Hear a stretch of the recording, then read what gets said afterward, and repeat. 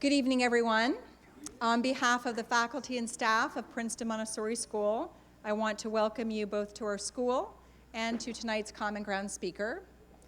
My name is Michelle Morrison, and I have the privilege of serving as head of school for Princeton Montessori and executive director for our Montessori teacher training program. We are thrilled to be hosting tonight's talk. We think the message is very important for all of us and couldn't be delivered by a more articulate person who really has firsthand experience with this message. I want to, before I introduce our speaker, I want to pause for a moment and acknowledge those who work on the Common Ground committee to make such events happen. So if you are somebody who had something to do with making tonight happen, could you please stand, or I guess stay standing, because a lot of you are already standing. And could we give these gentlemen and ladies a round of applause?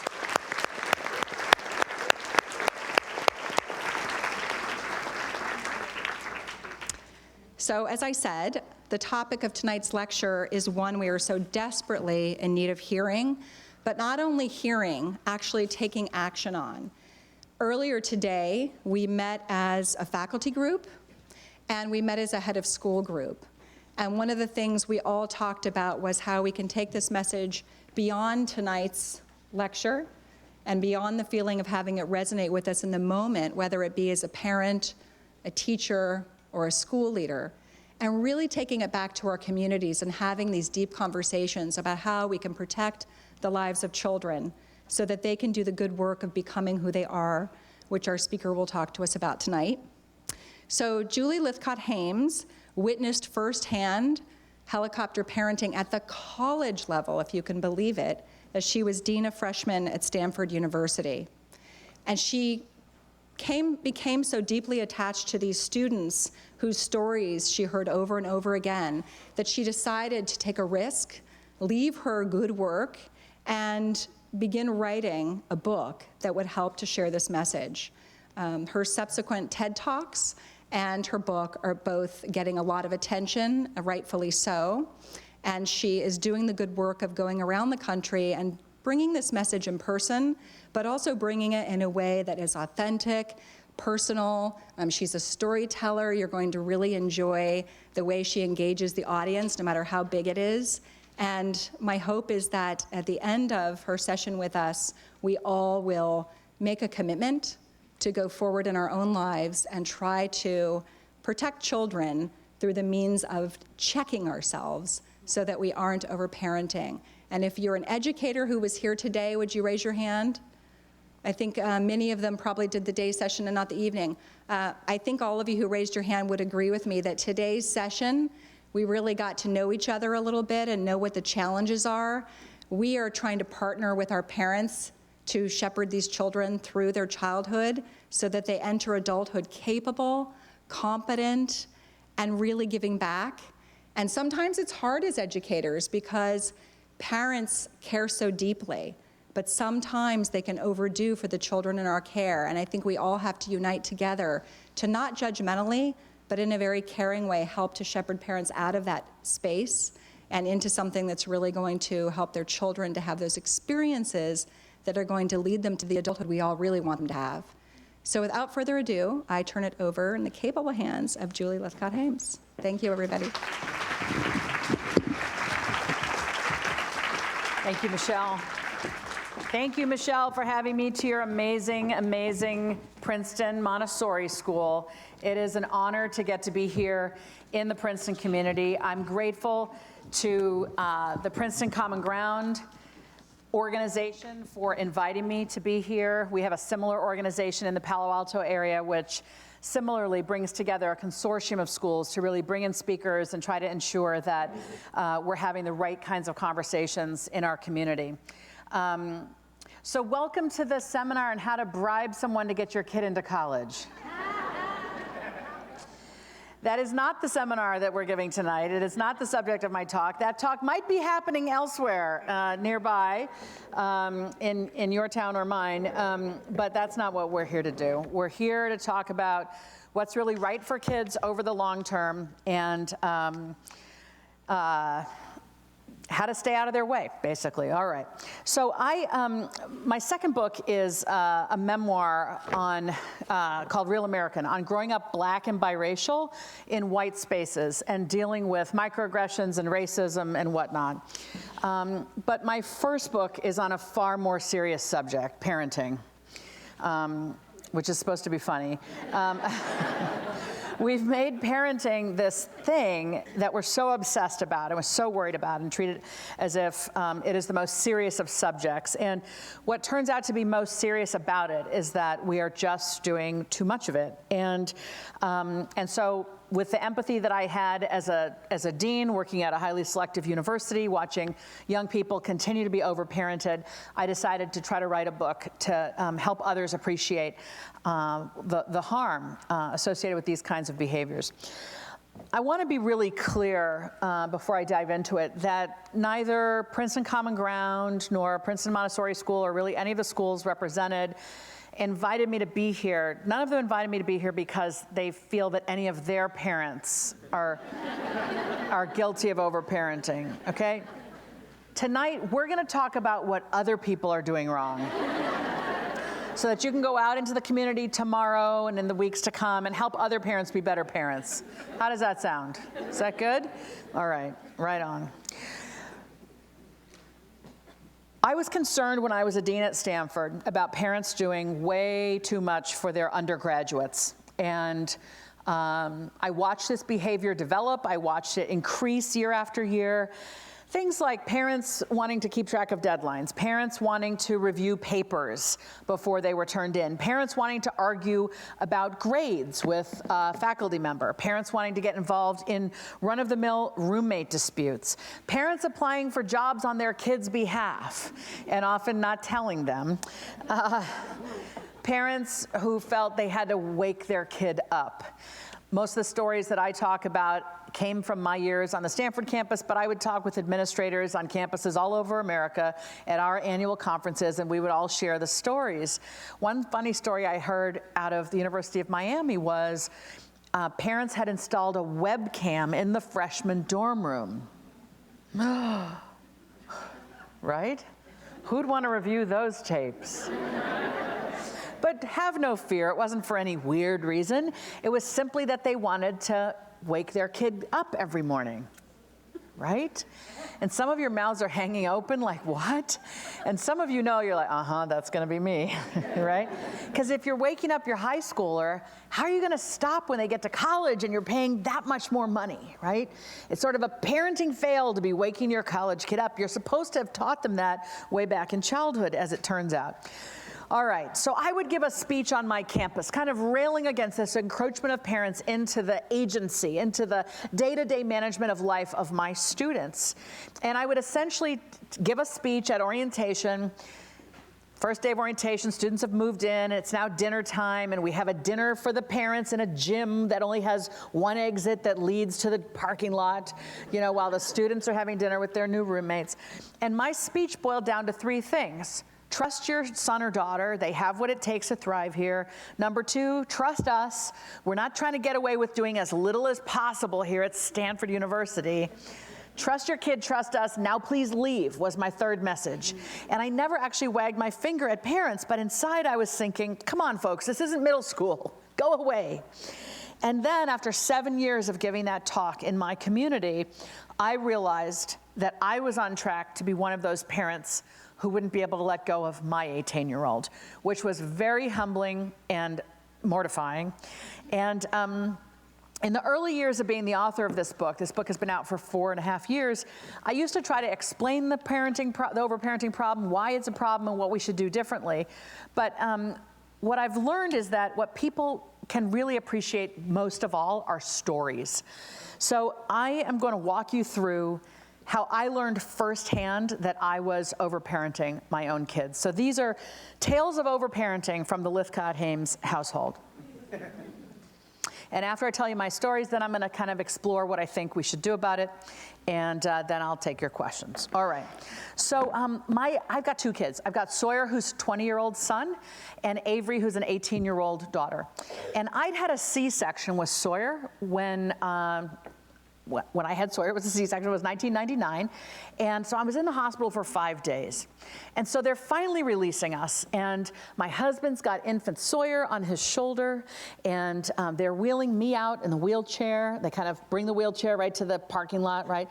And I get up out of the wheelchair, and I'm kind of carrying my stapled together C-section self to the car, get in the back seat, strap myself in while my husband lovingly puts Sawyer in the infant car seat for the first time. Remember the first time with the infant car seat?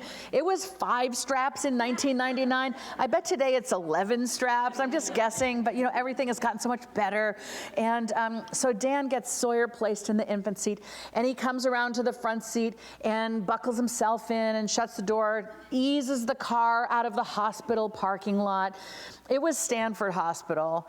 I mean, I figured it couldn't hurt, to give birth to him at the hospital belonging to the university I had in mind for his future. So he eases the car out of the parking lot, and we get onto the small street, which becomes the big street, which becomes the highway, and it should take 25 minutes to go north to our house in San Carlos in California. But it takes about 35 minutes because my husband's driving so slowly because infant on board, right? So Dan finally gets to our house and pulls the car into the driveway and turns the car off and gets out and proceeds to come around to get Sawyer. And I say, actually, honey, could you just go into the house? You know that big stack of papers on my desk? Yeah, way down in the stack? Honey, there's an application to Bing Nursery School. Y'all, Bing is Stanford's nursery school. It's a laboratory for the psychology faculty that are studying infants and early childhood development. Okay, this is where the marshmallow test was done. Okay, this test that proves if a kid can wait a bit to have 2 marshmallows, delayed gratification, they're more successful in life. That was done at Bing Nursery School. Okay, they literally have these 2-way mirrors where they can observe the kids and their parents, I'm sure. Okay, they give the kids games, which are really experiments that are going to be written up in journals, like the marshmallow test. So in my neck of the woods, if you're thinking about having a child, you want them to get their rightful start in life at Bing Nursery School. So what I'm telling you is I'd had this form for 2 years, but Bing won't let you apply when your kid is only in your mind. You have to have a name and a birth date, which we now had. So I said, honey, get the form. I had already filled it all out. You just got to fill in his name and his birth date. We need to get back in the car, drive back down to Palo Alto. Because, y'all, he was already 5 days old. I didn't want to ruin his future by getting that form in on Monday. Well, Sawyer got into Bing. Thank you. And boy, my kid is now, he got in as a 2-year-old, and he knows every dinosaur, and he's got sentences. And, as I'm listening to him explain the difference between a Diplodocus and, Brontosaurus or whatever, T-Rex, I'm just thinking, yes, future scientist, As he notices butterflies flitting through the yard, I'm thinking future lepidopterist, My kid is just so curious about the world and seems to love science, and it's also exciting. And his baby sister, Avery, follows him 2 years later. So Avery's now at Bing. One day when Avery was 4, it's my day for pickup, okay? I had a full-time job as the dean of freshmen, but I had a flex schedule on Wednesdays. So I would come home at lunchtime, be with my kids, go back into work in the evening, around dinner time, and work until 10 or 11 every Wednesday night. That was my gig. And so it's a Wednesday, and I'm like, oh no, I'm late. Are any of you the late parent? Okay, the late parents probably aren't here yet, I guess, is the point. Right? I'm the late one in my relationship, in my family. So I'm like, oh no, I gotta go get Ave. I race out of my office on this side of the Stanford campus. I find my car in the parking lot. I drive around to this side of the campus where the preschool is. I find a parking spot, slam the door, race up to the front of the nursery school, where I'm stopped by the nursery school teacher with her nursery school voice.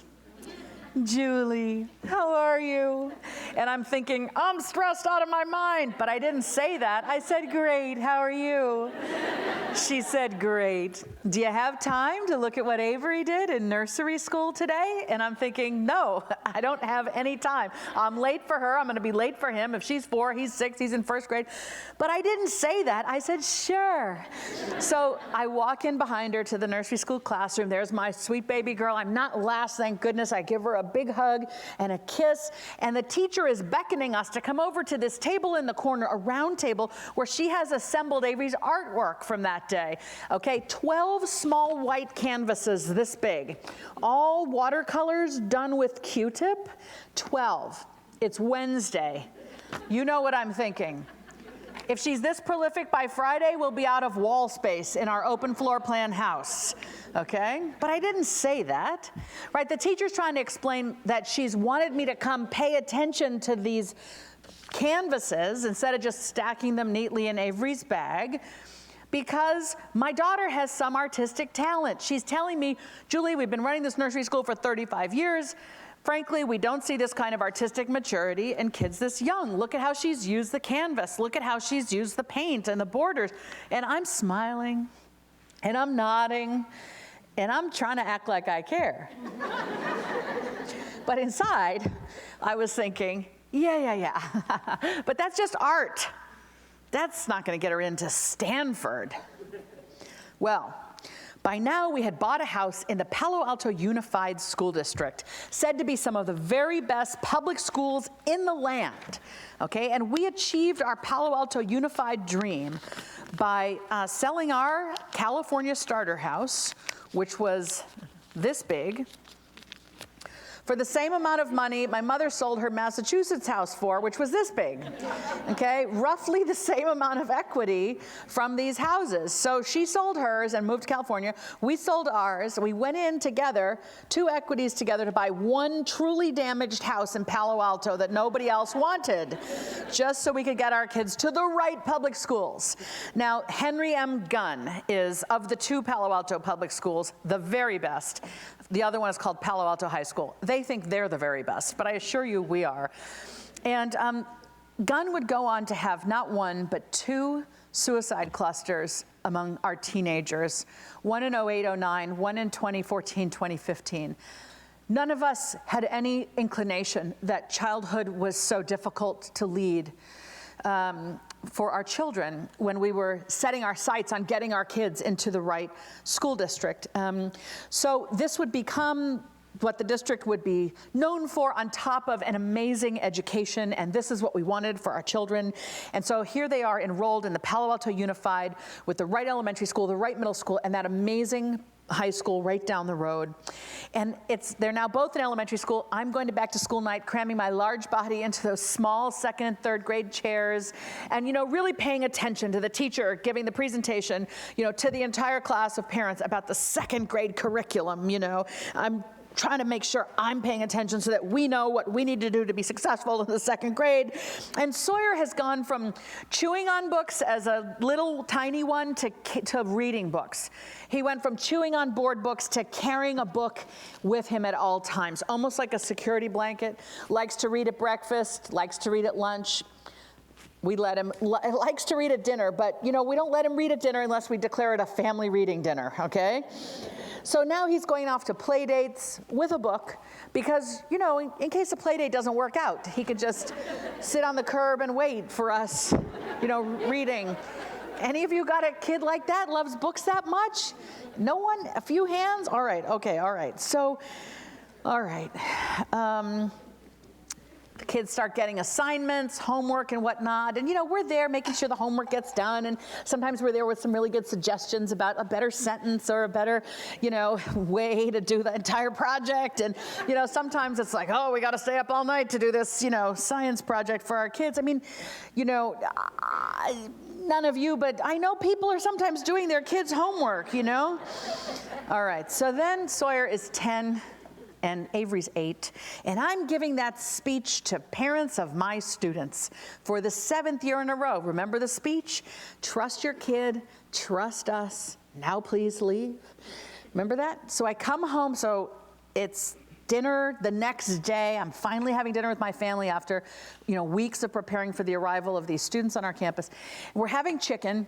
And I sit down next to 10-year-old Sawyer, and I lean over his plate, and I begin cutting his meat. And some of you are thinking, so? Those knives are sharp. And some of you are surreptitiously going to text your 11-year-old, you're going to cut your own meat tomorrow night, buddy. Because 11 is too old to be cutting, 10 is too old to be cutting somebody's meat. So that's when I got it. I was visited by Dickens's ghost of Christmas future, who said, if you ever want that boy to be independent, you must stop cutting his meat. And I thought, well, where's the book? Nobody tells you this. When do you stop cutting their meat? When do you let them cross the street? When do you make them tie their own, Velcro their own shoes? When do you let them talk to strangers? And why do I say that? Well, because childhood now comes with a mantra. Say it with me, nice and loud. Don't talk to strangers. Come on, let me hear it. I know you know it better than that. Come on, come on, come on. Ready? Don't talk to strangers. And then they leave our homes and their entire life is full of who they're afraid to talk with, okay? Don't talk to strangers is not a life skill. How to discern the one creepy stranger from the vast majority of humans who are totally fine is the life skill, all right? So I kind of got motivated. I realized, oh no, you can't let go of an 18-year-old if you're cutting the meat of a 10-year-old. There's so many skills that have to be learned between cut meat and be ready for the Army or Stanford, you know, or the workplace or whatever options await after high school. Okay, that's when I realized I'm not supposed to be fostering a dependency on me. I'm supposed to be teaching this kid more and more skills so he can leave the house and fend for himself one day. So I'm now super motivated to try to do something about it, which is not to say I knew exactly what that meant. All right, so Sawyer comes home from middle school. He's about 12, and he comes home one day and he announces, Mom, Dad, I think I want to be a scientist. You know, I love biology. I'm really interested in genetics. Sawyer by now is reading fiction, science fiction, nonfiction science, i.e. science in the news, you know, scientific information. He loves science. He also loves mythology and philosophy, but he's coming home and he's like, I want to be a scientist. I want a Nobel Prize for making a difference in our understanding around human health, around the genome, you know, and I'm like, excellent, Sawyer, Nobel Prize, yeah. You know, unlike your sister, the artist, you know, like an award-winning scientist, I can get behind that. So we are on track, you know, to have the future I envision for us. And then I had office hours every Friday back at the university, and so one day this sophomore named Faith walks in. And she's 20, and it's about February of her sophomore year, and she's come to see me about summer work. And I haven't met Faith before this particular interaction, so I'm getting to know her, we're chit-chatting, and so I'm asking her to tell me a little bit about herself, and she goes, well, I'm pre-med, and she shrugs her shoulders. Can you see me doing this? Like, she shrugs her shoulders really big. And I said, Faith, what does this mean? And she says, well, I have to be. And I said, what? You know, what do you mean you have to be? See, my job as the dean of freshmen was to, and I got to know them well beyond their freshman year, was to give a darn about my students, to take an interest in them, okay? Not in what their parents wanted them to study, or their entire extended family thought was legitimate, or their entire ethnic community valued. Okay, my job was to care about the student in my office, to look them in the eye, to take a genuine interest in what mattered to them, and to advocate for them, to hear their own voice in their heads, and to discern it out of the noise in their heads of what everybody expected.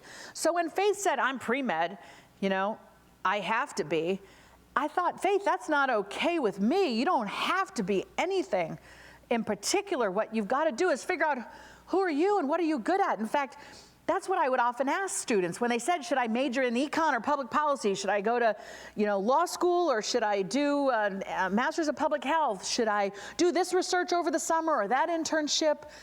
I would always say, I think it's arrogant for one human to tell another human what to do with their lives. I don't know the answer, literally. It's up to you, but I'll try to ask you good questions that open you further to your own self so that you can make a better decision in your own behalf. So I would say, hey kid, who are you? What do you know to be true about yourself so far? What are you good at? What do you love? What do you think you might want to make of this one wild and precious life? And here I'm quoting the late poet Mary Oliver. That was my typical interaction with students. And so here I am with Faith, and she's saying I'm pre-med, and I have to be. And so I go, Faith, all right, let's talk about that. Because in my view, you don't have to be pre-med. And she kind of puts her hand up as if to say, lady, don't go there. I am pre-med. She says, my parents are both doctors, and they expect all three of us to be doctors. I'm the oldest. And I said, all right, Faith, so if that's not what you wanted to talk to me about, someone else charting your life path for you and maybe conditioning their love for you upon how well you execute your plans, their plans for your life, what did you want to talk with me about? She said, well, this summer they want me to do a medical clinical internship, which will look good for my med school apps one day. And I said, yeah. She said, I just think I need a little bit of a break. And I'm just trying to figure out how to tell them that. And I said, right on, Faith, of course. What would you do with this summer if it was just up to you? And she said, well, I would like to make my own choice. You see, they choose every class for me. And if I have room for an elective, I'm allowed to propose a list of electives, but they have veto power over my choice. And I just think this summer, instead of working in a clinical thing that'll look good for med school, I think I'd just like a bit of a break. And I said, yeah, what would you like to do? She said, well, I'd like to work with neglected or abused animals. And I said, absolutely, Faith. I'm sure you can do that here in the Bay Area. I'm sure there are a number of nonprofits, maybe even back home where you live. Faith, what would it take for you to begin to open that conversation with your folks about maybe changing things up this summer, maybe doing something a little bit different from what they had planned?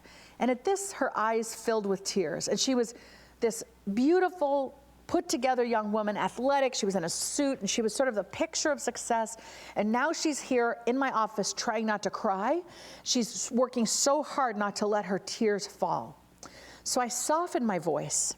Just at the thought of having to ask her parents for this permission is making her tear up. So I soften my voice and I say, Faith, how are you doing? She says, I have a 4.0. Do you think that's what I was asking her? Do you? No. I was asking, are you okay? I was trying to signal I'm concerned.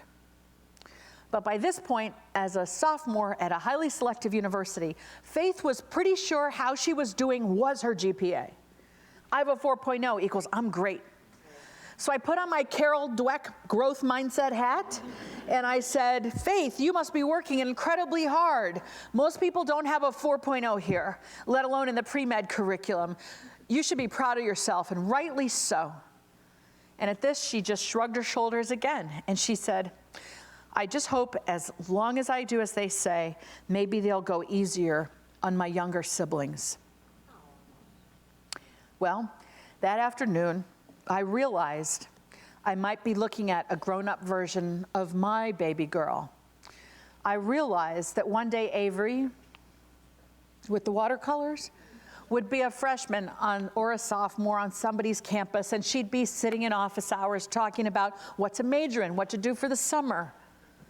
And the advisor, if they were worth their salt, would say, hey kid, what are you good at? What do you love? And I knew that day that my baby girl would say, well, I was good at art, but my parents wouldn't take it seriously. And I think I began being a better parent to Avery that very afternoon. I certainly began to try. Well, when Sawyer was 15, now he's at the right high school, Henry M. Gunn. He's a sophomore. It's October. It's right about now in his sophomore year. 15 years old, Spanish 3, honors chem, algebra 2 trig, fast lane, designed to lead to the right calculus, designed to lead to the intergalactic math in college. Fancy history, fancy English. I don't remember the names, but like the accelerated track and a couple other classes. 5 hours of homework a night. Does that sound okay? Sophomore year, right? It was too much. I thought it was too much. This wasn't yet the dreaded junior year, which we're all complicit in allowing to be hell, right? Oh, the colleges, they don't want you to sleep junior year, right? This wasn't that. This was the sophomore year, and October to boot. And I thought, my goodness, how are we going to survive this? 5 hours now? You know, he's going to bed at 11:30. Every night or midnight. My son's got ADD, which never seemed to be a big deal. He got diagnosed in the 4th grade, but he's so smart, it just, occasionally it reared his head. But it wasn't really an issue. It wasn't holding him back. He's doing well in all of these classes, my incredibly intellectually curious, smart boy. But now it's like he doesn't even have time to be himself. My son reads for pleasure. Have I impressed that upon you? He's just constantly carrying a book, constantly reading. And so what's happening is he's coming home, he's having a long snack where he reads.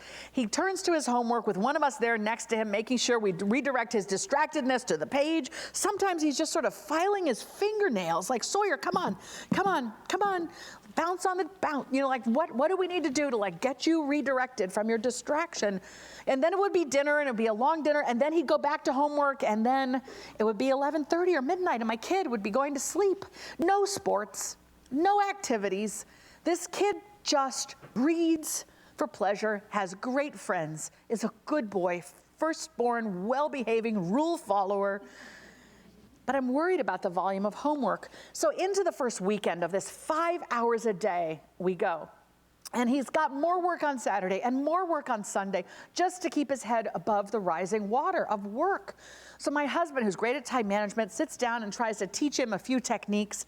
We also role play with him how he can talk with respect to his teachers about, you know, the workload. We're sure this is a problem, a puzzle he's putting together the wrong way, how to get the homework done. And if he can just get some better advice, he can sort of solve this problem, the puzzle of too much homework, and kind of we can renorm things. We can get down to maybe 3 hours a night, okay?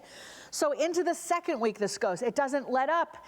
And, you know, 5 hours a day, it just keeps going into the second weekend. And my kid, who always brings a book to breakfast, has stopped carrying a book to breakfast. His eyes are red, the underneath, you know, it's just, he's holding his chin up like this at breakfast, and the energy that has infused my son since I've met him seems to be just sort of dissipating. This love of learning, this love of school, this fiercely smart kid who wants to engage in conversation about interesting things. Where's that kid? Into the third weekend this goes, and, you know, I'd been noticing he was leaving Spanish 3 for last. He loved it as a 7th, 8th, and 9th grader. Frankly, I was making him take Spanish. I don't speak Spanish. I'm embarrassed as a woman of color in California. You know, I'm black, but the Latino community thinks that I might be one of them, and they speak to me in Spanish. And I'm always embarrassed to be like, lo siento, no hablo, you know? So I'm making my kids learn Spanish as Californians, right? So, but for whatever reason, he'd been leaving it for last. Sophomore year, he's just not digging the Spanish. So here we are. It's now middle of November. We're in the 4th week of this monumental load of homework with no end in sight. And it's about 11:30, and say it's a Thursday night. And Sawyer's doing his homework at the desktop in the kitchen. And so he's over here, his back is to me, and the desktop is over his shoulder so I can see the screen. I'm here at the sink, fake doing dishes. There are no dishes remaining to be done. I'm tired. His dad is tired. We want to go to bed. But we feel like if we go to bed, we're like, you stick with it. You know, this homework is so important for your future. Like, we're exhausted, but, you know. So we stay up. And so I notice over Sawyer's shoulder that he's doing Spanish, but he's not really even doing the Spanish. He's letting Google Translate do the Spanish. He's putting in the English, it's telling him the Spanish. He's writing it down. My kid is officially cheating. Now, when I tell this story to high schoolers, like I just might at the Hun School tomorrow, they're like, that's not cheating, lady. That's not cheating. Actually, I'm sure none of the Hun kids are gonna say this, but other kids will be like, oh, you know, that's not cheating, okay? And I'm like, fine, I'm not here to argue with you, but it isn't learning. I'm pretty sure the neural pathways are not recombining themselves around the Spanish they just learned, right? So I go to my husband, what are we gonna do? It's November of sophomore year. Our kid is cheating. He's going through the motions to do what he thinks he has to get the right grade tomorrow without regard to how he's gonna pass Spanish, behaving this way. What are we gonna do? I say to my husband, we have the rest of this semester, spring semester sophomore year to worry about, all of junior year to worry about, and half of senior year to worry about, right? It's just half of senior year to worry about. Do we need to let him drop a class?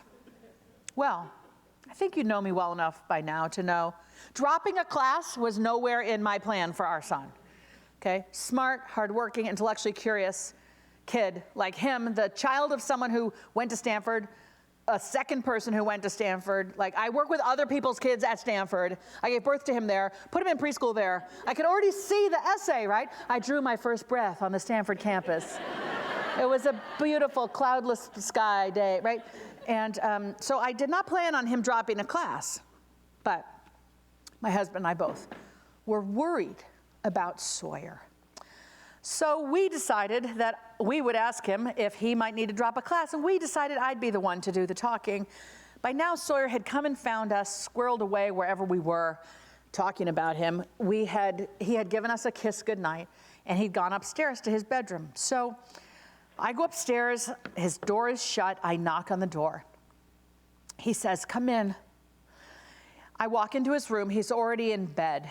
And y'all, he was still then sleeping in this beautiful Harry Potter themed loft his daddy built for him one weekend when he was a little guy, with room for the wands here and the cloaks over here, and his room is lined with bookshelves. So he's up in his loft, it's gray wooden loft, and I climb the steps to the loft and I look down at Sawyer and I say, "Sweetheart." God, when I tell this, I can still picture his face. "Sweetheart, Dad and I are so impressed with how hard you're working, and you're doing so very well. But we're just worried about the workload. It just seems like it's all a bit much. You don't even have time to read anymore, honey. And I don't think I know who you are if you don't have a book in your hand.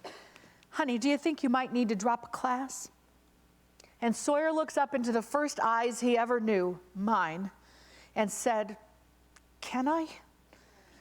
Don't y'all want me to do all of this, Mom? Don't I have to? Isn't it what'll make you proud?" Well, you know me. We bought this house here so you could go here. This is what I'm thinking. We bought this house here so you could go to this school and take all of these classes and do very, very well. But he didn't say that. I buttoned it. And instead I looked down at Sawyer and I said, "Sweetheart, in some theoretical universe, we wanted you to have access to all of these classes. But what matters more than any of that is you. And you're struggling. You might even be suffering. Do you think you might need to drop a class?" And at this, his eyes brightened halfway. I got my boy back halfway. Just being seen in the struggle helped. And he said, "Mom, I'll think about it." Well, the next day he came down for breakfast with a book under his arm, which I took as a really good sign. And he said, "Mom, I think I might need to drop a class. And I think it might need to be Spanish." And I said, "Yep, son, I thought the Spanish might be part of the problem here." But by now I wasn't the concierge parent who was going to handle it, fix it, manage it. How do you drop? Can you drop? What are the ramifications? Instead, I just role-played with him a conversation he could have with his guidance counselor. So when that person very predictably said, "Oh, Sawyer, you can't drop Spanish," Sawyer said something like, "Well, why?" And the guidance counselor said, "Because colleges want to see it." Sawyer said, "Well, colleges actually want to see language proficiency. And I bet I won't impress them with the D I'm likely to pull off at the end of all this. And if I drop this class, I can focus on the honors chem that I love, and the Algebra 2 trig, and the fancy English, and the fancy history, and the other classes." Sawyer dropped Spanish. And we got Sawyer back. And that night, I was revising How to Raise an Adult, a book that I've written for other parents about how they can be better parents. And I went from talking the talk in that book, plenty of great colleges in the United States. Most of them don't require a flawless, perfect stack to the hilt with achievement childhood. I went from talking the talk for other people to walking the walk in my own house with my own kid. I've realized that we parents, with the best of intentions, in communities like mine and yours and many, many others, we've constructed what I call the checklisted childhood. It is a childhood designed to ensure our kids get to the right future, the future we've defined so narrowly, right, as a certain set of careers, right, a certain set of professions, right? It's not like we're expecting our kids to be art history majors, right, or philosophers. No. We want, it's like law, biz, finance, medicine, STEM more broadly, right? Maybe entrepreneurship, right? These are the paths we have, or concert pianist, right? All right, so it's a set of things we've decided are legitimate And we've designed a childhood to ensure our kid goes down this path to that future. And so we've designed this childhood, the checklisted childhood, and this is how it goes. We need them in the right schools. And there's no finer school than Princeton Montessori School and all the other schools represented up on this slide earlier, right? All of y'all's schools are amazing, right? The right schools, okay. We get them to the right schools, and that's just the beginning. We gotta be sure they're taking the right classes, particularly by high school, in the right schools. And we try to make sure they're getting the right grades in the right classes at the right school, which means we are there to monitor their grades with that portal that some of us are addicted to refreshing all the time. Do y'all have that here? Yes, right? I've been to places where parents admit they're in therapy because they're addicted to refreshing the portal, right? So we have to know the grades, and we're sitting there as they do the homework, making sure that the homework is correct. Not just that it's done, but that it's correct. It's like we see our son doing math and like, oh no, honey, that's a 6, not a 9. Let me just fix that for you. You know, like, hand me your paper. Teaching them the math, terrific. Cleaning up the math so they get the right grade tomorrow, not terrific. Cheating, okay? How about this with the papers? It's like, hey, honey, you know, how about I've got some thoughts here about that paper. You know, push on this. How about a better word here? You know what? I've got an idea for a better word, a better sentence, a better paragraph. Why don't you share it with me on Google Docs? And you know, I'll just right. And come on, the science projects. Who are you fooling? Nobody here, but people near here are doing their kids' homework. All right. So we get them the right grades, or it's tutors to get a B to an A, right? Coaches to kind of fix the problematic, imperfect child, right? Let's get them all stacked up to the hilt with achievement. That's just the beginning, the grades. Then there's the standardized test scores. And in our community, many of us can afford to prep, take, retake. Let's maximize those test scores. Let's make sure every Saturday, every Sunday, every evening is devoted to the maximization of success and these standardized tests, grades, and scores, only the beginning. Then there's all the accolades our kids are supposed to get to please the colleges and the awards we need for them to be given, and all the sports they're supposed to do, and all the activities they're supposed to do. And even though the people who study what's developmentally necessary for children to be well tell us they must play freely. And they say, and by the way, if you want to know what free play is, if there's a parent there, that's not it, okay? Even though we know they need to play freely, we instead put them in cages of enrichment, all right? All of the activities, stacked. And then we say, don't forget the leadership, honey, right? Colleges want to see leadership. So when they get to high school, they say, Mom, Dad, I want to join the such and such club at my high school. We say, oh, great, honey, do you want to just join a club? You know, how about you start a club? Because colleges love to see that initiative taking, right? And community service, hey kid, check the box. Show them you care about others, preferably very far away from where we live. And all of this is supposed to be done so perfectly, right? This checklisted childhood, this childhood of utmost achievement. So of course we have to overparent, okay? We have to set the path. You will be a doctor. You will be a whatever, right? I mean, I know a guy who's a psychiatrist, and his parents are still disappointed he's not a brain surgeon, right? Yeah, it's a little close to home. Okay, fine. Okay, yes, right? You're like, of course, brain surgeon is much better than psychiatrist. Okay, right? You will be a this, right? And then we set the path, and then we manicure the path for them, and we keep it safe. Now it's sort of safetyism, and sort of, you never know, just in case, right? I'm here just in case I need to be needed, and I just need to make sure that I am holding their hand constantly. We want to go on the school field trips. Sometimes the school is like, there will be no parents on the field trip, and you're like, that's easy for you to, I'm going to be following behind in a rental car. Nobody will know it's me, but I'll be there making sure my child is not abducted from a school bus, right? And then we do all of the concierging. We track their deadlines. We pay attention to their upcoming assignments and how much homework they have. We're always checking the portal for how are they doing. We were an A student this week. Every day this week we got an A, but then we just got a B+. Oh no, do we need therapy, right? Always have to know how they're doing. And we're arguing with teachers, and we're arguing with coaches and umpires and heads of school and superintendents. And then we get so mad. It's like, we call up the teacher. We worked so hard on this paper. How did you give us a B? Okay. We achieve these things for them.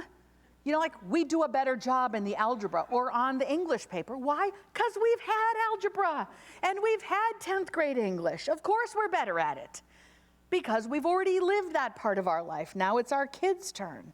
We want to, quote, give them an edge. So then we just end up arriving our children at the future that we need for them to have. The future we tell us is the only successful future, even though so much evidence to the contrary says successful, happy people come out of all myriad experiences in life, all colleges, all towns.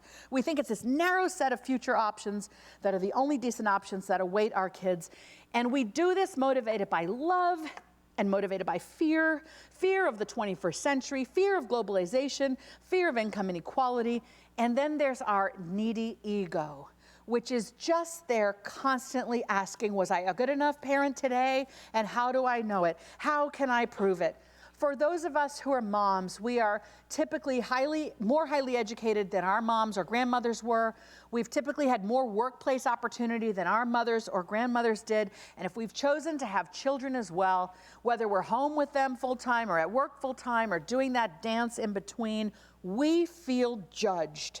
Our children and what they achieve, who they are, what they produce, they become like the metrics and deliverables of our little private family corporation, you know? It's like their grades and scores are the ticker tape running around the inside of our dining room, you know, in our house. Like, how are we doing? Are we up? Are we down? Are we up? We're up. We're up. We're down. We're down. Like we might sell this one short, you know, like, right? We're just short selling, whatever the right way to say it is, right? We're going to dump that stock, right? It's underperforming. Return on investment. I never had much faith in him anyways, my middle child, right? Whoa, right? We would never do that. And yet this is exactly what we're doing. And I'm not letting dads off the hook. A lot of dads have their own sense of self, all wrapped up in where's my kid in school? How are they doing? How are they doing in their extracurriculars, right? And we tell each other, oh my gosh, my life, I'm so busy. I have to make the organic gluten-free bagels for the travel soccer team. You know, I've got a cow in the backyard that I'm personally milking to make sure, you know, because I'm dedicated, right? I'm not getting those store-bought cupcakes. You know, I stayed up all night to make us the cupcakes we need for the 3rd grade, right? And the sacrifice we say to our childless friends or our friends who are now empty nesters, oh, I just wish we could go to that art gallery opening with you, or to that wonderful baseball game, but we have a midterm tomorrow. You don't have a midterm. It's your kids' midterm, right? But no, it's us. Like, we are literally living their lives for them. Dare, if you will, to ask a kid what it feels like in this childhood. The metaphors that come to mind for me are kids are like dogs on a leash. We're holding the other end, right? Come over here. That's the over-directive piece. Like, come over here, not over there, right? We're yanking them, dragging them down the path we want them to follow. You know, the overprotective piece of us is, I know my kid's on a leash. I know where he is at all times, right? And then this leads to the GPS tracking of them like they're endangered rhinoceroses in the Serengeti, you know? Where are they? Oh, that's where they are, right? You don't realize kids are giving each other their phones. So it's like, my mom thinks I'm at your house, but right? Because as long as my phone's at your house, then my mom thinks I'm safe, right? It's absurd, all right? So they feel like dogs on a leash and they try to go off leash sometimes, okay? They feel like robots perfectly executing someone else's instructions for their life. They feel like puppets on a string, right? So their little bodies are moving, but we are doing the work of making it all happen. Imagine how it is to be a kid who comes home at the end of the school day, you know, and they've not even put their bag down, their backpack, they don't even have their snack yet, and the people who love them most assault them at the door. What happened on the science test, right? Because we know, because we've checked the portal. Or if we don't have a portal, right, so we don't know, we are panicked because we have to know. What happened on the science test? How did it go? Did we do as well as we'd hoped? Right? Or when we know we got a B, how did we get a B? We studied so hard for that, right? Or here's the other incessant question. When they get home from school, the first thing we say, how much homework do you have? Have you started your homework? When are you going to start your homework? And then we give them a little bit of a snack, and then 15 minutes later, even though we can tell they haven't started their homework because they're at the table having a snack, have you started your homework? And then 20 minutes later, have you started your homework? Well, no, Mom, I'm eating this snack you made me. Or Dad, all right. Imagine you come home from a day at work away from your house, say you work outside the home, and you've just come home and you're delighted to be home because it's been a long day, and you have not put your briefcase or your bag or what purse or whatever, you haven't even gotten it to the ground, you do not yet have the beverage of your choice in your hand, okay, you're at home, and the people who love you most say, how was work today? Was it better than yesterday? Are you going to be better tomorrow?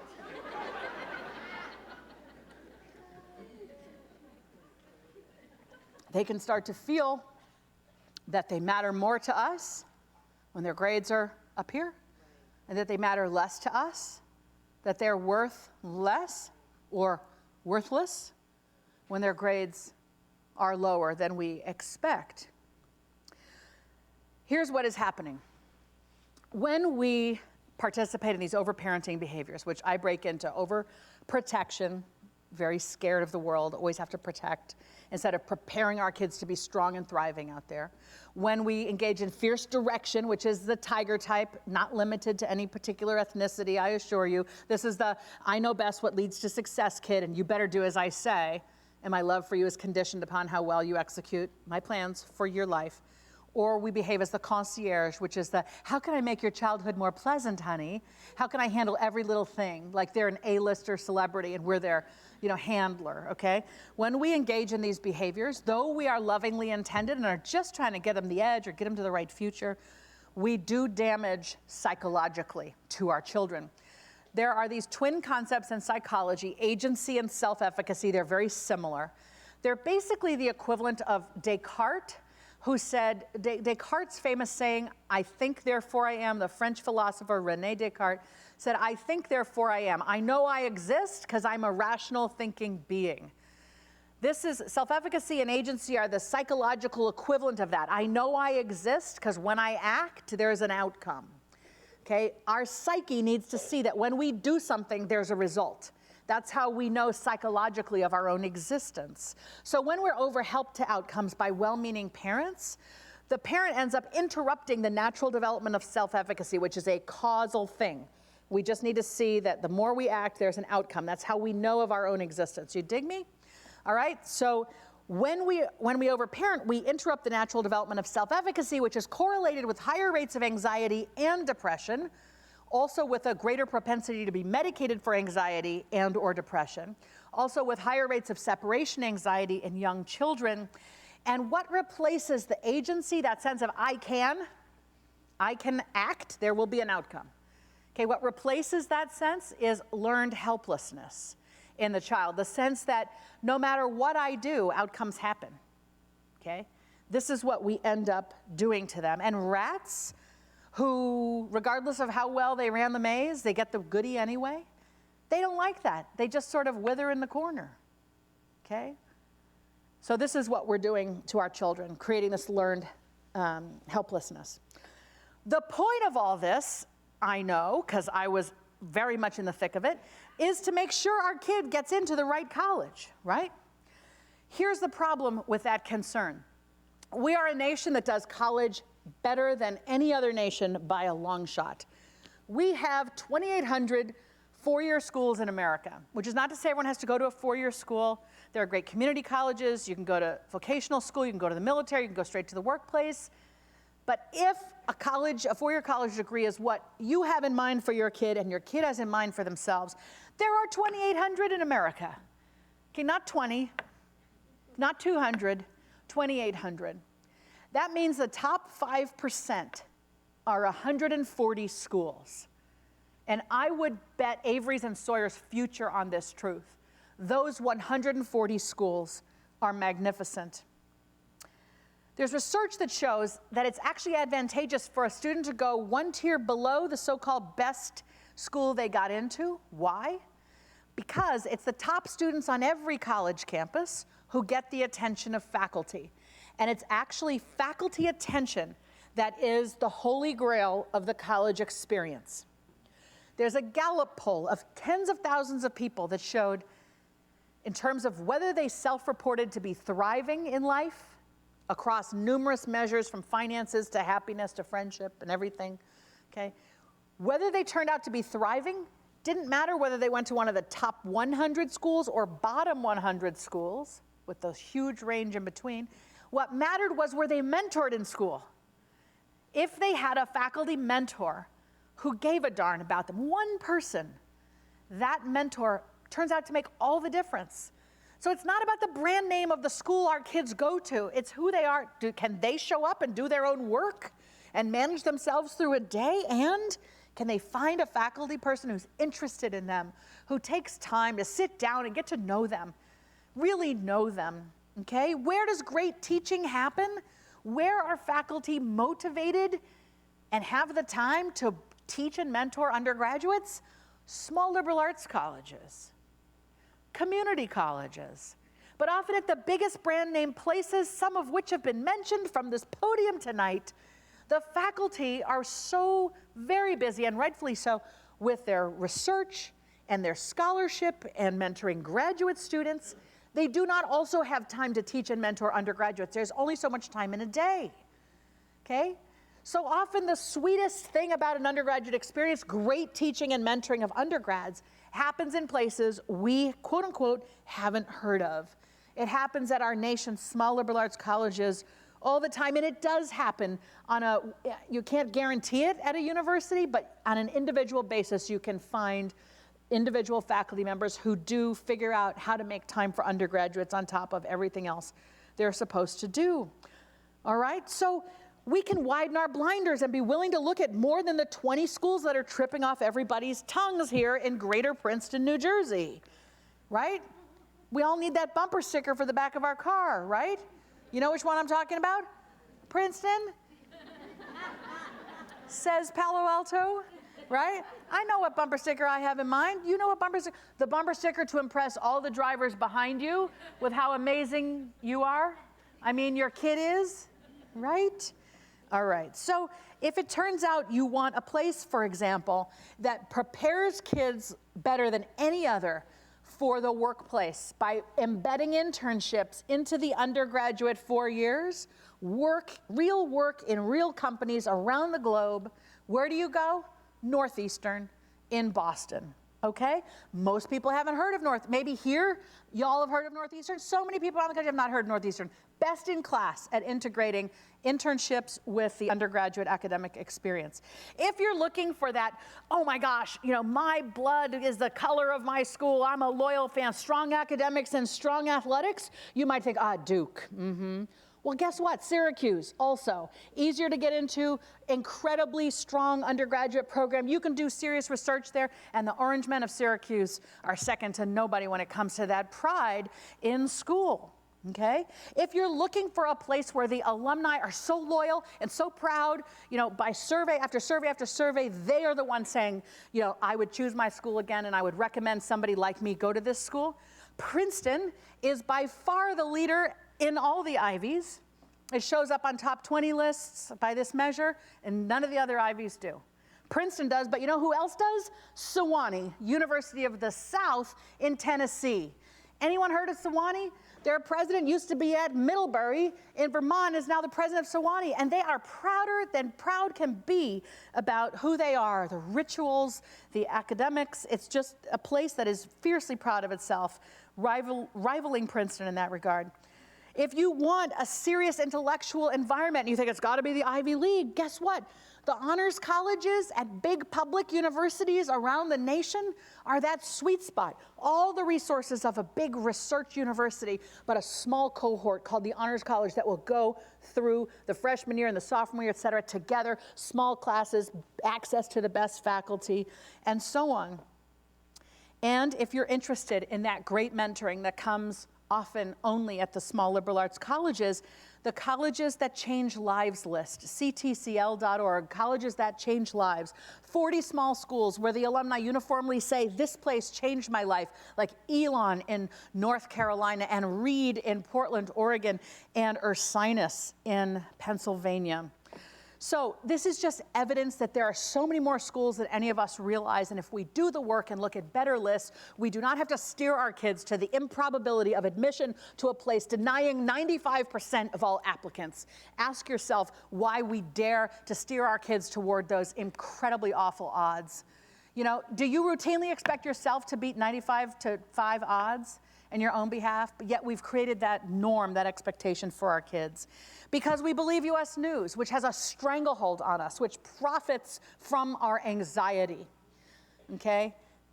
We believe U.S. News, or our friend does, or our husband, or our wife does, or our colleagues do, and so we think we've got to get our kids into the right college, according to that very narrow list. Well, here's my experience with that. As you may know, my son is a gifted scientist, and when it came time for Sawyer to think about colleges, he says he wants a PhD in genetics, so we found a list on the internet of where do PhDs get their start. It's amazing what the internet can tell you. I came up with this great list of the top 10 schools sending the greatest number of graduates to PhDs. I mean, that Nobel isn't going to get itself. The boy has to have a PhD.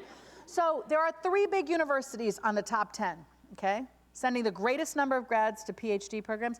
University of Chicago, this is in no particular order, University of Chicago, Caltech, and MIT, I think, and then 7 small liberal arts colleges like Kalamazoo in Michigan, Swarthmore in Pennsylvania, Carleton in Minnesota, and Reed in Portland, Oregon. So I take my son to visit some of these schools, and you know, I'm sort of putting together the list and making all the plans, and he's coming along, and I wish he'd be a little bit more into it. I'm so excited for him because when he gets to college, he's going to find that kind of set of intellectual peers I know he's ready for. And when we visit Swarthmore, he's going to sit in on an upper-level microbiology class, and I really want him to impress the teacher. And I'm so worried because of the time change, and my son is so tired all the time that I sit next to him in the class and poke him with a pen whenever he starts to nod off, because I don't want him to embarrass us in front of the teacher, all right? So Sawyer visits all these schools. He applies to 13, and he's rejected by 6 of them because he dropped Spanish. Or, you know, because he does no sports or activities or leadership or service. All he does is read and think, and it's hard to impress a college with that these days. So he narrowed the 7 down to 4. Amherst, Northwestern, CU Boulder Honors College in Boulder, Colorado, and Reed in Portland, Oregon. Now, I think it's an obvious choice, y'all, because when Reed admitted him, they didn't just send an email, they sent a letter with a package that had confetti that spilled out into the kitchen. And there was a book inside. It was the Iliad. And my kid, as you know, is like, not, the Iliad, but like, the Iliad, right? And I think they know what they're doing. Their marketing and research arm knows what they're doing. Like, we need to admit the kids that read books constantly. And so I thought it was obvious, but Sawyer wouldn't decide. So my husband and I, as March ends and it becomes April, and he's got a month to decide, we sit down, Sawyer, you know, would you like to go on more visits? You got to make a decision. No, I don't want to go on any more visits. Okay, how about you make a matrix, honey? You put the name of the schools down the side and the variables across, and he starts to fall asleep in the matrix conversation. And my husband and I look at us like, what are we going to do? The deadline is May 1st. And finally we say, Sawyer, maybe you want to go talk to Dr. Alper. This is the doctor that diagnosed him with ADD back in the 4th grade and then again in the 8th grade. I had emailed Dr. Alper. Dr. Alper, Sawyer's having a difficult time making his college decision. Would you be willing to meet with him? He said, absolutely. So he bikes across town to meet with Dr. Alper twice. And on April 15th, he comes home from a date. It was 1 a.m., that was his curfew at this point, senior year. And I was up late drinking wine, and my husband had gone to bed. And my son and I have some of our best mother-child conversations late at night. So he comes in, makes his curfew, always made his curfew, and we start chit-chatting, and it's all good. We're chatting about this and that, and something in my countenance changes. I don't even know it, but I'm about to start talking about college, and I don't realize it. Not a word escapes my lips, but something changes. So Sawyer puts his hand on my shoulder, and he says, Mom, I have a lot of anxiety about this college process. And I said, I know, baby, I know. And you know, a friend of ours has an app for the matrix, and if you just plug in your schools, and he says, Mom, I think that the root of my anxiety is you guys. And I'm thinking, not me. I wrote the book telling other parents what to do. But I didn't say that. Instead, I said, I'm so sorry. I'm so sorry. I never intended to make it harder than it already is. I said, let's go to sleep, honey. We'll talk more in the morning. In the morning, I wrestled Dan awake, and I said, honey, you're not going to believe what Sawyer said. He said it's all our fault. And I'm pretty sure Sawyer was trying to tell me it was me, but you can be darn sure I was going to rope my husband into this with me. So we summoned our rule-following first child into our bedroom for the first time in his life. He's never had a timeout, this kid. He's so well-behaved. So we say, Sawyer, please come into our room. He comes in, he's sort of looking at us, and we say, Sawyer, we're sorry. We love you. This is your decision to make, not ours. And we're going to just shut up and let you make it. Well, as any third-rate psychologist would tell you, when we backed all of our energy off our son, it made room for him to show up in his own life. So here it is, April 22nd of his senior year. I'm giving this talk in St. Louis. I've given the talk. I'm back in my hotel watching the news, and I get a text from my son, time to talk. When did you ever get a text like that from your 17-year-old, right? It's time to talk, and I say, yes. All caps, yes. Dancing emoji lady, yes. And then my Sawyer uses this device for its originally intended purpose. He places a phone call. It starts to vibrate. I put the phone up to my ear, and he says, Mom, I've decided to go to Reed. And I've decided on Reed because every time I picture myself on a campus, it's Reed I picture. And when I told Dad and Avery just now that I was headed to Reed, I felt really good in telling them. And that tells me it's probably a good decision. And I'm really nervous about that senior thesis I'm going to have to do. But I'm also pretty sure they're going to support me in being successful. And I said, Sawyer, you could have filled in that blank with any school, and as long as you sound any school, as long as you sound the way you sound, I would be happy for you, son, as I am now. Sawyer finished his sophomore year at Reed last spring, and with the scaffolding of home and high school having been removed, my son's ADD and a low-level generalized anxiety began to really crop up and become the dominant paradigm. And his performance in college went like this, and he decided he'd better take some time off before they asked him to take time off, mandatorily. My son is working at Safeway in Portland, Oregon, living in a house with 20-year-olds where he's practicing adulting, making his own food, shopping for himself. He's working minimum wage as a deli clerk at Safeway. And when the manager of the store came over to him and said, Sawyer, you've had a customer service commendation. Here's a $5 gift certificate. And he told me that news with this joy in his voice. Somehow, although this kid's standardized test scores, have I told you how high they are? They're amazing, right? I am prouder of how he is working this through than I have been of almost any of his amazing academic achievements. And he got another customer service commendation and another.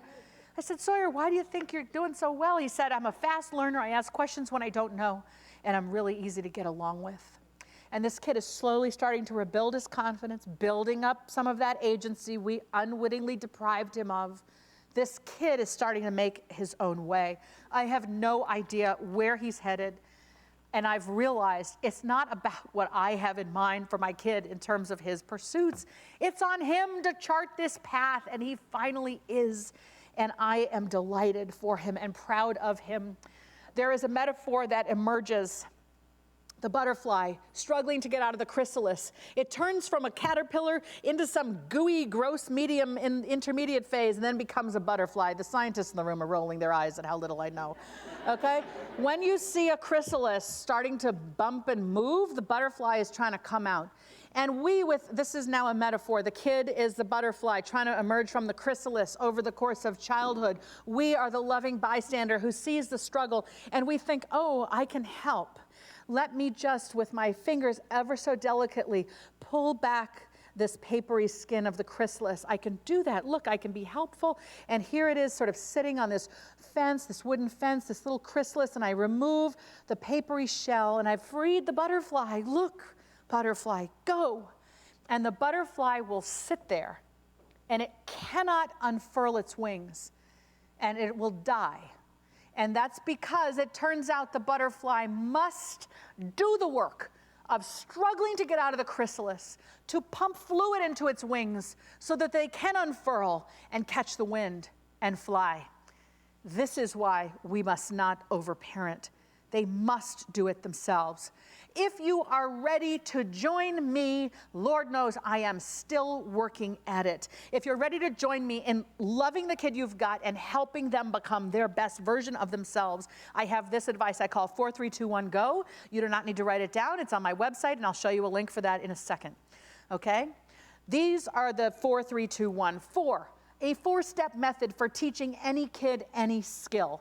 First, you do it for them. Then you do it with them. Then you watch them do it, and then they can do it completely independently. Picture teaching a kid to cross the street.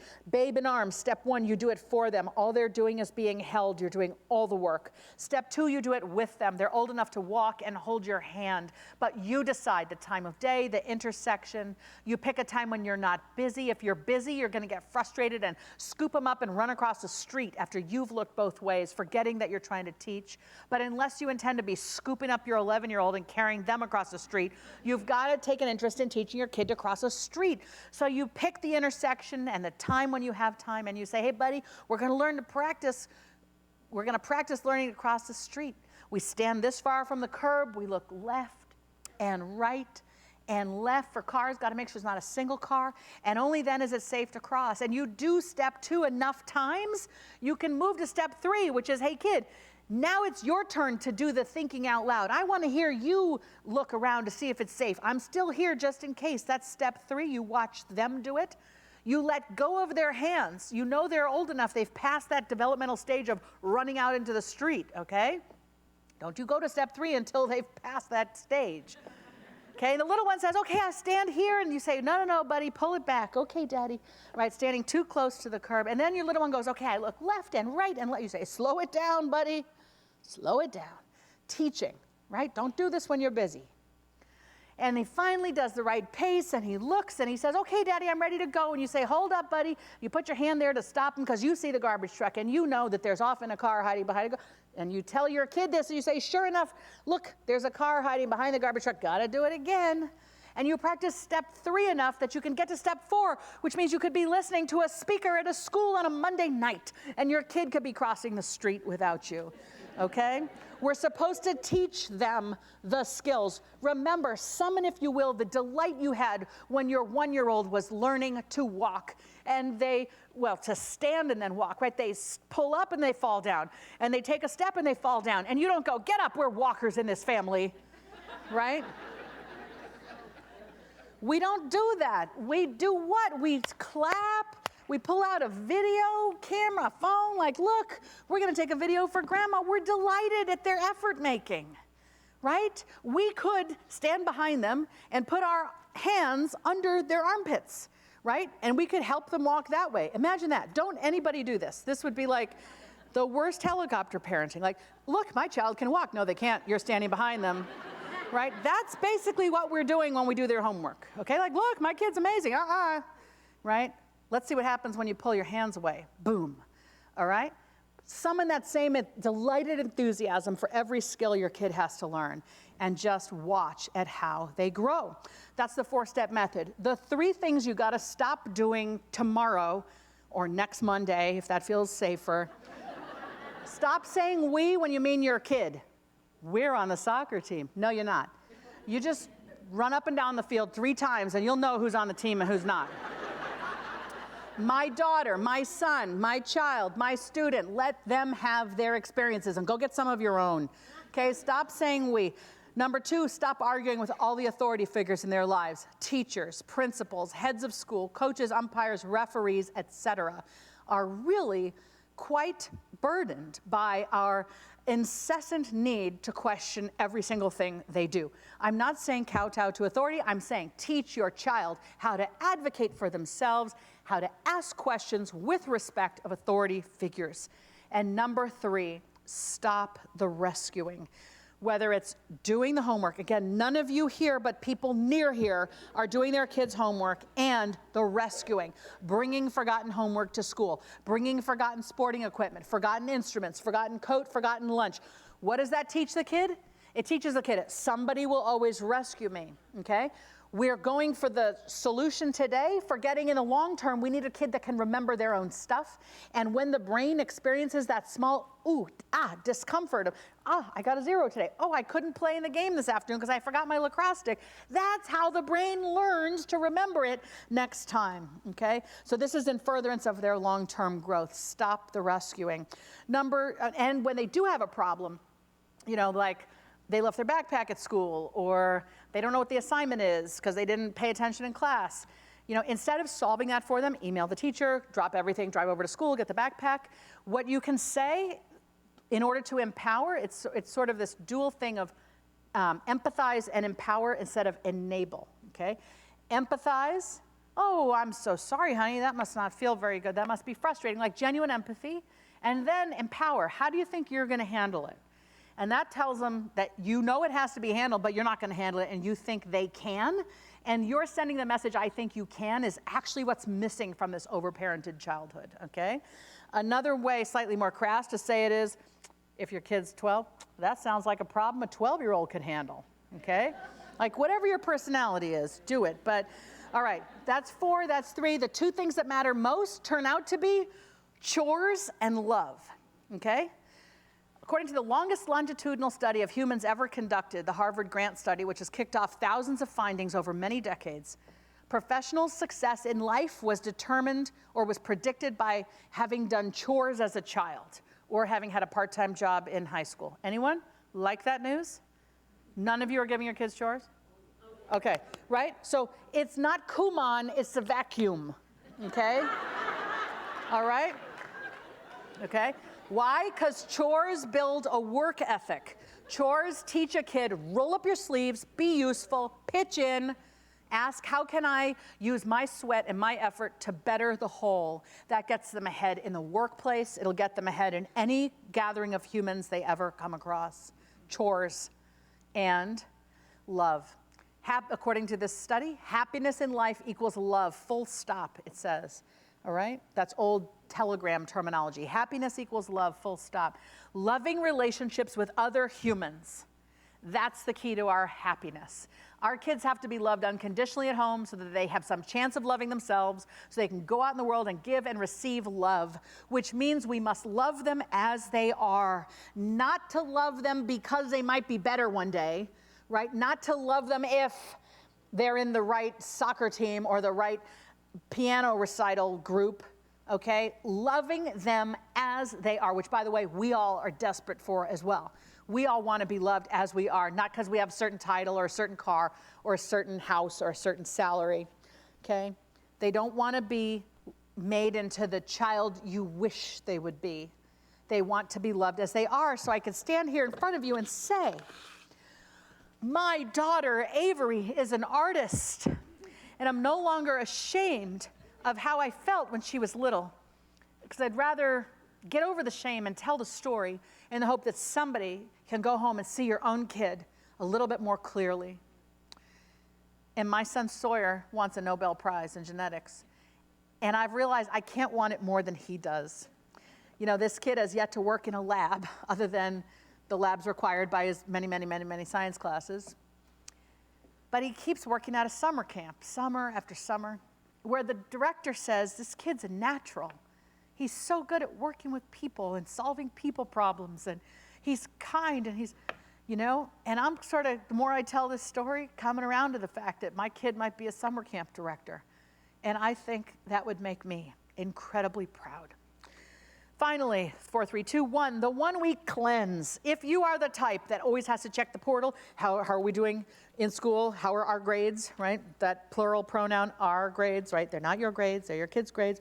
Or if you always have to ask at the door, what happened on the science test? What happened on the math test? Or have you started your homework? When are you going to do your homework, right? If you need to know constantly what's happening in the academic life of your child, and you realize it might be a bit too much, you go home and you say to your kid, hey kid, I know I'm always on you about school, and I realize that can make you feel that I think you don't care.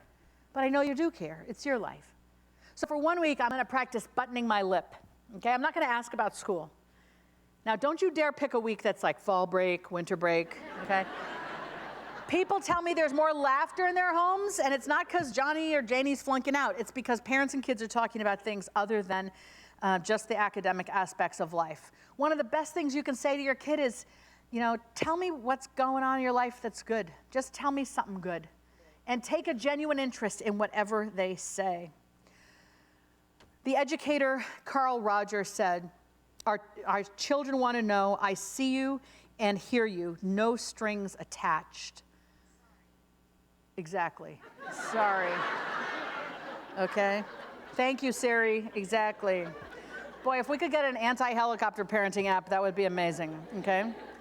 If it feels hard to you, as I go through these 4 steps, the 4 steps for teaching skills, the 3 things to stop doing, the 2 things that matter most, and the 1-week cleanse, which is where you don't ask for a week.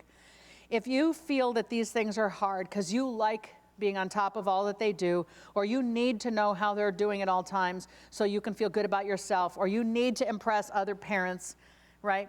Terrific. Thank you for acknowledging that. Go get some therapy. We are hurting. We are hurting as parents in our milieu. It is hard, and our egos are inextricably intertwined with our kids every moment. Imagine the fun adult life waiting for you if you can stop being obsessed with your kids' midterm. Your partner is waiting, your spouse, your friends, your hobbies, your work, your own self, okay? And if you get a little bit of a life, then your kid can have one too. I mean, I kind of feel like no wonder so many young adults are failing to launch because we've made adulthood look so unattractive. All we do is obsess and worry and stress about kids. They're our kids, given to us by God or the universe, or however you believe we all got here. We can and must do right by them. Join me, won't you, in trying to raise healthy, capable adults. Thank you very much.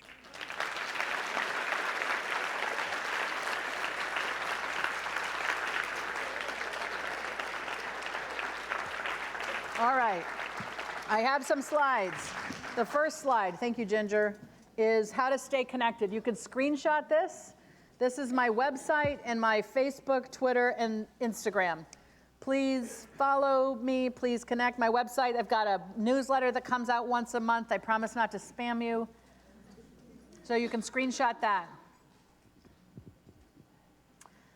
The next slide is a set of resources from Challenge Success, whose board I used to be on. This is a Stanford-incubated nonprofit that focuses on how to offer rigor and maintain wellness.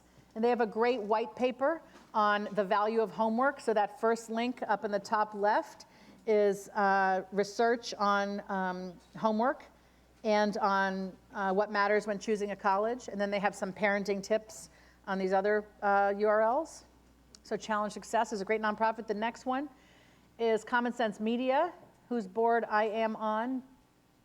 Ginger. There you go. And these folks are the experts at helping parents figure out things like screen time, social media, cell phones, sexting, these various other things related to kids and technology. They are our national, international experts on helping parents understand what's going on and how to be better parents in these areas. And then finally, if you've got a kid with ADD and you haven't done a good job of understanding your kid, my husband and I realized this spring we hadn't done a good job of really understanding Sawyer's diagnosis, so we began to read up on a bunch of books. And we flagged them up and marked them up, and Sawyer came home from college and he said, Mom, I saw the books with all the flags. And my heart stopped because I thought he was going to say, stop pathologizing me. And instead he said, thank you, I feel seen. Thank you for taking an interest in understanding me. So those are some books I recommend.